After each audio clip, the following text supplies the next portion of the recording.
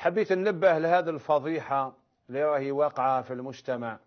بعض التجار، سمعوني مليح، بعض التجار راحوا يستوردوا الآن، راهم يجيبوا بوبيات دميات شغل المرأة كيما مرأة، وخادمينها يعني كل ما يوجد في المرأة يوجد في هذه الدمية. الطول تاعها طول تاع مرأة، العرض نتاعها، السمانة نتاعها، كأنها امرأة حقيقية، برك لا روح فيها، لا روح فيها. ولاو بعض الشبان يشري دمية ويتزوجها، يعني يعاملها ويعاشرها معاشرة الزوجة. وبعض الناس يقول لهم بالذي لا شيء فيها ما دام دمية، يعني ما امرأة حقيقية، فهذا ليس من الزنا وما فيها والو. حسبنا الله ونعم الوكيل.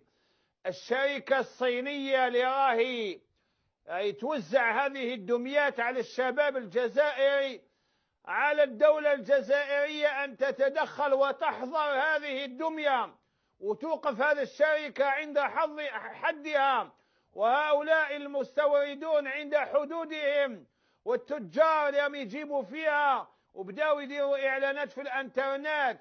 ولا الشباب يدخل شركة، يطلب وحدة بيضاء البشرة ولا سمراء البشرة 170 سنتيمتر 70 كيلو 50 كيلو، ويجيبوها له في علبة ويقضي معها الليل وراك في الحرام. هذا من الزنا ولو مع دمية، لأنه من الاستمناء المحرم. اسمع إلى قول الله جل جلاله: والذين هم لفروجهم حافظون إلا على أزواجهم أو ما ملكت أيمانهم فمن ابتغى وراء ذلك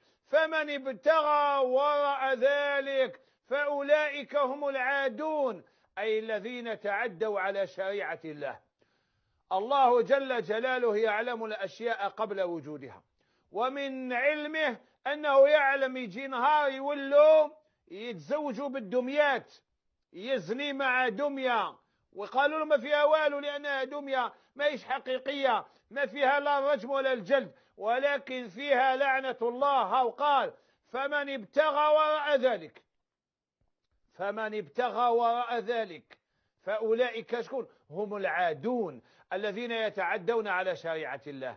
كيف 18 مليون طفلة بلا زواج في الجزائر؟ ما صبت انت مرأة، صبت غير بوبية تروح تتزوج بها؟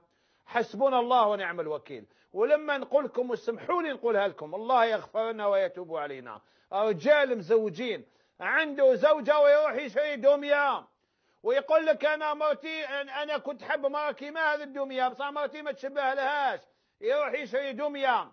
وداروا لهم كل وش كاين في المرأة، حتى البكارة داروها في هذه الدميات، وكل شيء اصطناعي.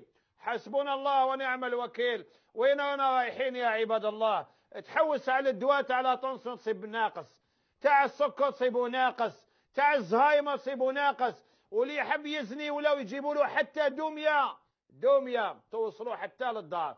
حسبنا الله ونعم الوكيل. 18 مليون طفلة بلا زواج و9 ملايين عانس قاعدين في الديور قاعدين يبوروا، وهو يروح يتزوج بدمية. حسبنا الله ونعم الوكيل. هذا حرام، اكو سمعتم، باش ما يلعبها لكمش بليس. وهذا الشيطان هذا اللي قال لكم ما فيها والو لأنها دمية يجوز تقضي معها الليل، هذا حرام. أنا قلت لك أنت ملعون عند الله. إن العينان تزنيان وزناهما النظر، وإن اللسان يزني وزناه الكلام. والذين هم لفروجهم حافظون إلا على أزواجهم أو ما ملكت أيمانهم فمن ابتغى وراء ذلك فأولئك هم العادون. يا وزير التجارة اتحرك كي تولي الدمية تغزو الشباب وتغزو البيوت. كل واحد داي دمية لدار ولا داي زوج ولا داي ثلاثة. واني شت واحد الحصة داروها في النهار، يشري دمية ويقعدها قدامه ويمشط لها ويهضر معاها ويغسلها رجليها ويوكلها. وهذا هبال، اكو الشعب هبل، الشباب هبلتوه. حسبنا الله ونعم الوكيل. حسبنا الله ونعم الوكيل. هذه رسالة وردت إلينا من مصلحة الإرشاد والشعائر والأوقاف من سيج بولاية معسكر، مديرية الشؤون الدينية والأوقاف لولاية معسكر. قبل ما نقرأ رسالة نقول لمديرية الشؤون الدينية تاع معسكر، نقول لهم بارك الله فيكم وربي يجازيكم، وراكم تصرفتوا التصرف الحضاري. أنا لما جاتني رسالة من سكان سيج أنا قرأتها كما جاءت، ما قدرت، لأن الحصة ما نقدرش نسكت أنا على مشكلة واقعة في بيت الله. وكان الفكرة نتاعي أن يجيني تكذيب، وهذا هو المعقول.